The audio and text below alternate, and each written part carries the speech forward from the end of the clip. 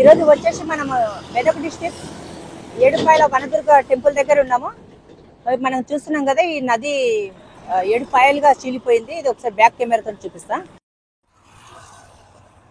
మనం చూస్తున్న ఈ నది మొత్తం 7 పాయలుగా చీలిపోయింది. 7 పాయలు చీలిపోయినందుకు ఇక్కడ 7 పాయలు అని చెప్పి పేరు వచ్చేసింది. మెదక్ నుంచి 15 కిలోమీటర్, హైదరాబాద్ నుంచి 90 కిలోమీటర్. మనకు వస్తుంటే ఇట్లా ఫ్లేవర్లతో మనకు అడ్డం ఉంటాయి. 3-4 ఫ్లేవర్లు ఉంటాయి. ఇది మనకు వచ్చేసి 3వది.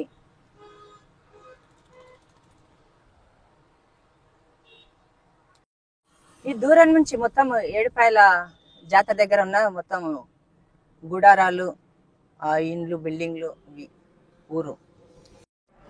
సండే వచ్చిందంటే ఇట్లా మొత్తం గుడారాలు వేసుకొని దావతలు చేసుకుంటారు ఫుల్గా.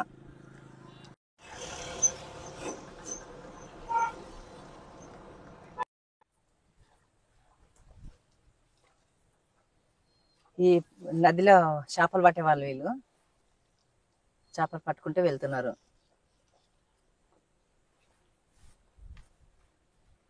అక్కడ మనకు లాస్ట్ లో కనిపించేది డ్యాము.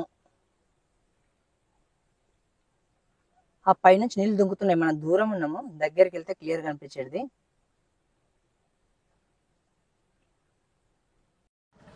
ఈ నది వచ్చేసి ఈ కాల్వ 4వది. ఈ గుడికి దగ్గరలో ఉంటది ఇది.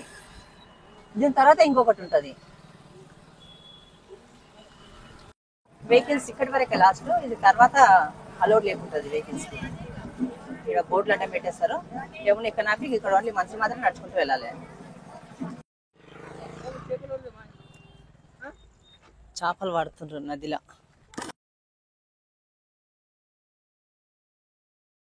ఏడుపాయల డ్యామ్ దగ్గర ఉన్నాం మనము. డ్యామ్ నీళ్లు బాగానే సన్న ఫ్లో అవుతుంది. మంచిగా స్నానాలు చేయడానికి చాలా మంచిగా ఉంది.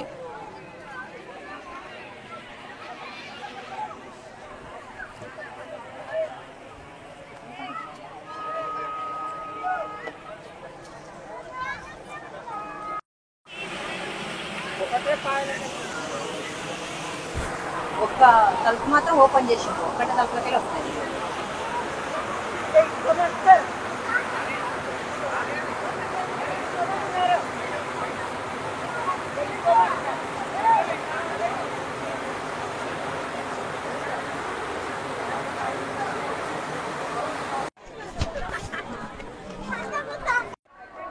ఇవి గేట్లు.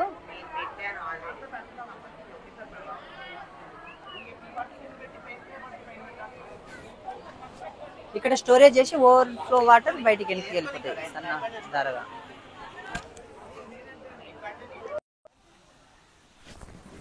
బయటికి పొలాలకు నీళ్ళు వదిలేది ఇది.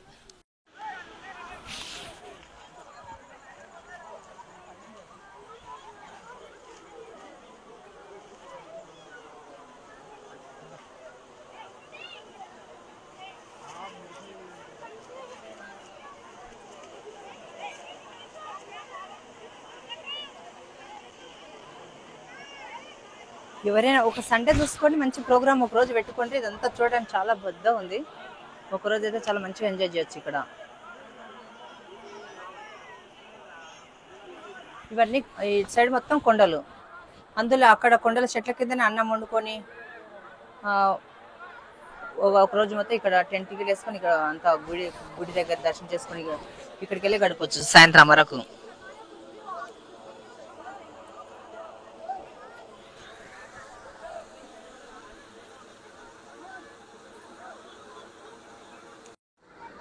ఇవే తలుపులు.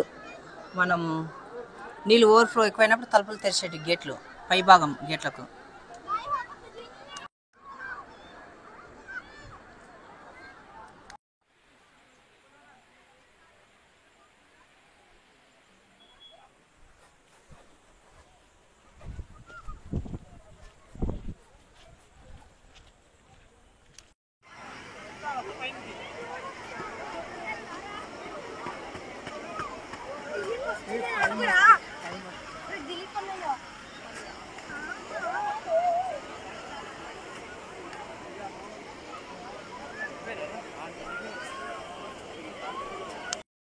నీళ్లు బయటికి వెళ్ళిపోయేటప్పుడు ఇవి తిప్పితే పైకి లేస్తాయి, కింద నీళ్ళు వెళ్ళిపోతాయి కిందికి వెళ్ళి.